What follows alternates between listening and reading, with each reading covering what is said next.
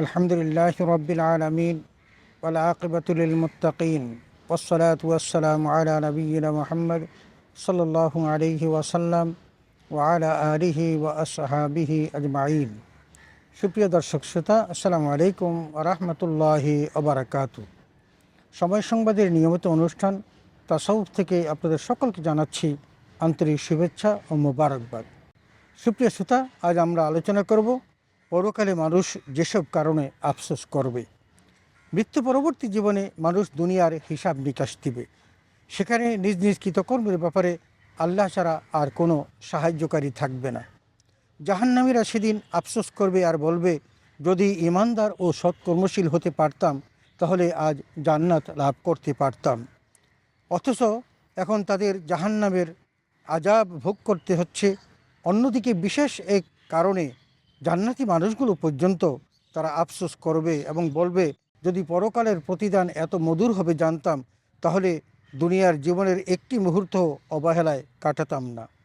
সুপ্রিয় শ্রোতা, পরকালে রোজে মাহশারে পাপী তাপী সকলের আফসোসের কারণগুলো নিম্নরূপ: নেতৃত্বের কারণে আফসোস, লোক দেখানো ইবাদত, অসৎসঙ্গ গ্রহণ করার কারণে আফসোস, মাটি হয়ে যাওয়ার আকাঙ্ক্ষা, রাসূলের আনুগত্য করতে না পারার আফসোস, শিরক করার কারণে আফসোস এবং সবচেয়ে বেশি যে আফসোস।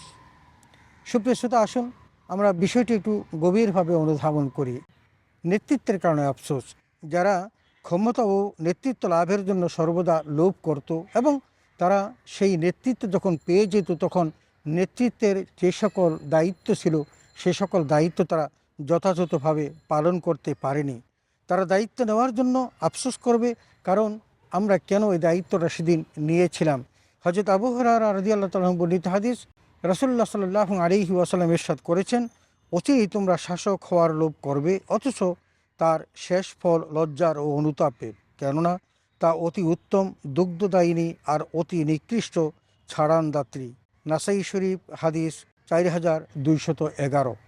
লোক দেখানো ইবাদত। সুপ্রিয় শ্রোতা, কিয়ামতের মাঠে মানুষ তার এমন সব নেক আমলের ব্যাপারে আফসোস করবে যা লোক দেখানো এবং সুনাম সুখ্যাতি অর্জনের জন্য করা হয়েছিল। পবিত্র কোরআনুল কারীমে আল্লাহ তাআলা ইরশাদ করেছেন, এবং তাদের জন্য আল্লাহর কাছ থেকে এমন কিছু প্রকাশিত হবে যা তারা ধারণাও করেনি। সূরা জুমার আয়াত 47। প্রিয় নবী রাসূল আকরাম সাল্লাল্লাহু আলাইহি ওয়াসাল্লাম ইরশাদ করেছেন, আমি আমার উম্মতের জন্য ছোট শিরকের ভয় করছি। সাহাবায়ে কেরাম বললেন, হে আল্লাহ রাসূল, সেটা আবার কি? নবীজি বললেন, তা হচ্ছে রিয়া। মুসনাদে আহমেদ হাদিস 23681। অসৎসঙ্গ গ্রহণ করার কারণে আফসোস। দুনিয়াতে যারা অসৎ লোককে বন্ধুরূপে গ্রহণ করেছিল এবং তাদের কারণে তারা বিপদগামী হয়েছিল, সেই কিয়ামতের মাঠে তারাও সেই সকল কারণে আফসোস করবে আর বলবে, ইয়া ওয়াইলাতা লাইতানি লাম আত্তাখিজ ফুলানান খলিলা। অর্থাৎ, হায় দুর্ভোগ আমার, আমি যদি অমুককে বন্ধুরূপে গ্রহণ না করতাম। সূরা ফুরকান আয়াত 28। মাটি হয়ে যাওয়ার আকাঙ্ক্ষা। মৃত্যুর পর মানুষ নিজেদের কৃতকর্ম দেখে ভয় পেয়ে যাবে। এই ভয়াবহ দৃশ্য দেখে আযাব থেকে তারা বাঁচতে মাটি হয়ে যাওয়ার আকাঙ্ক্ষা করবে আর বলবে, পবিত্র কোরআন কারীমে আল্লাহ তাআলা ওই দৃশ্যপট এভাবে তুলে ধরেছেন। পবিত্র কোরআনে এসেছে, ইয়াওমা ইয়ানজুরুল মারউ মা কদ্দামাত ইয়াদা ওয়া ইয়াকুলুল কাফিরু ইয়া লাইতানি কুনতু তুরাবা। অর্থাৎ, যেদিন মানুষ প্রত্যক্ষ করবে যা সে মৃত্যুর আগে পাঠিয়েছে, সেদিন তা দেখে কাফেররা বলবে, হায় আফসোস, আমি যদি মাটি হয়ে যেতাম। সূরা নাবা আয়াত 40। রাসূলের আনুগত্য করতে না পারার আফসোস। পরকাল জীবনে কাফেররা কঠিন শাস্তির মুখোমুখি হবে। তারা জাহান্নামের লেলিহান শিখায় জ্বলতে থাকবে এবং তাদের আশেপাশে কোনো সাহায্যকারী তারা খুঁজে পাবে না, কোনো অভিভাবকও থাকবে না। সেদিন তাদের মুখমণ্ডলগুলো আগুনে ঝলসে দেওয়া হবে। সেদিন তারা বলবে, ইয়া লাইতানা আতানাল্লাহ ওয়া আতানার রাসূল। অর্থাৎ, হায় আমরা যদি আল্লাহর আনুগত্য করতাম আর রাসূলের আনুগত্য করতাম। সূরা আহজাব আয়াত 66। শিরক করার কারণে আফসোস। দুনিয়ার জীবনে যারা আল্লাহর সাথে কাউকে শরীক করত, পরকাল জীবনে তারা সেই সকল শিরকের কথাগুলো মনে পড়ে যাবে যে তারা অত্যন্ত বড় ধরনের একটা অপরাধ করেছে। কারণ আল্লাহ রাব্বুল আলামিন এক ও অদ্বিতীয়। আল্লাহ রাব্বুল আলামিনের সাথে কাউকে শরিক করা এটা অত্যন্ত বড় ধরনের জুলুম। যারা দুনিয়ার জীবনে এ সকল কাজ করেছে তারা পরকালীন জীবনে এ সকল মনে করবে আর তারা আফসোস করে বলতে থাকবে, ইয়া লাইতানি লাম উশরিক বিরব্বি আহাদা, অর্থাৎ হায় আমি যদি আমার পালনকর্তার সাথে কাউকে শরিক না করতাম। সূরা কাহাফ আয়াত 41। সবচেয়ে বেশি যে আফসোস, জাহান্নামীরা সবচেয়ে বেশি আফসোস করবে যখন দেখবে মৃত্যুকে জবাই করা হচ্ছে।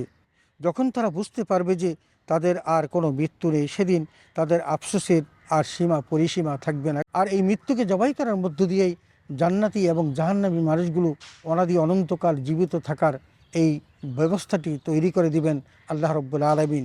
সেই কথাটি আল্লাহ তাআলা রাসূল আকরাম সাল্লাল্লাহু আলাইহি ওয়াসাল্লামের ভাষায় আমাদেরকে জানিয়েছেন। রাসূল বলেছেন, জান্নাতীরা জান্নাতে আর জাহান্নামীরা জাহান্নামে যাওয়ার পর মৃত্যুকে উপস্থিত করা হবে, এমনকি জান্নাত ও জাহান্নামের মাঝখানে রাখা হবে, তারপর তাকে জবাই করে দেওয়া হবে। অতঃপর একজন ঘোষণাকারী এই বলে ঘোষণা দিবে যে, হে জান্নাতীরা তোমাদের আর মৃত্যু নেই, হে জাহান্নামীরা তোমাদের আর মৃত্যু নেই। তখন জান্নাতীদের আনন্দের উপর আনন্দ হবে আর জাহান্নামীদের দুঃখের উপর দুঃখ হবে। সহিহ বুখারী হাদিস 6548। সুপ্রিয় শ্রোতা, আমরা এতক্ষণ পর্যন্ত পরকালে মানুষ যেসব কারণে আফসোস করবে এই বিষয়গুলো দেখলাম, এবং সেখানে এটাও দেখলাম যারা নেক কাজ করেছে তারাও কিন্তু আফসোস করবে, হায় যদি আমি দুনিয়ার জীবনে যদি অবহেলায় না কাটাতাম তাহলে আমার তো এই আমলের সাথে আরও অনেক আমল যোগ হতো, আমার সম্মান হয়তো আরও অনেক বৃদ্ধি পেত। কিন্তু কাফেরদের কোনো আফসোসের সীমা পরিসীমা থাকবে না। তারা বিভিন্নভাবে আফসোস করতে থাকবে, তারা মৃত্যুকে কামনা করবে, তারা ওই মাটি হয়ে যাওয়ার আকাঙ্ক্ষা করবে, তারা আফসোস করবে কেন আমি এই খারাপ মানুষগুলোকে বন্ধু হিসেবে গ্রহণ করলাম, কেন রাসূলের আনুগত্য করলাম না, এবং কেন আমরা শিরক করলাম। এই সমস্ত বিষয়গুলো আফসোসের মধ্যে থাকবে, কিন্তু সেদিনে তার কোনো আফসোস কাজে আসবে না। অতএব আসুন আমরা ওই পরকালীন জীবনের আফসোস না করে দুনিয়ার জীবনটাকেই একটু সুন্দর করে সাজাই, তাহলেই আমাদের ওই পরকালীন জীবনে আর আফসোস করার প্রয়োজন পড়বে না। আল্লাহ তাআলা আমাদের সকলকে এই বিষয়টি বুঝার এবং তদনুযায়ী আমল করার তৌফিক দান করুন, আমিন। ওয়া আখিরু দাওয়ানা আলহামদুলিল্লাহি রাব্বিল আলামিন। আসসালামু আলাইকুম ওয়া রাহমাতুল্লাহি ওয়া বারাকাতুহু।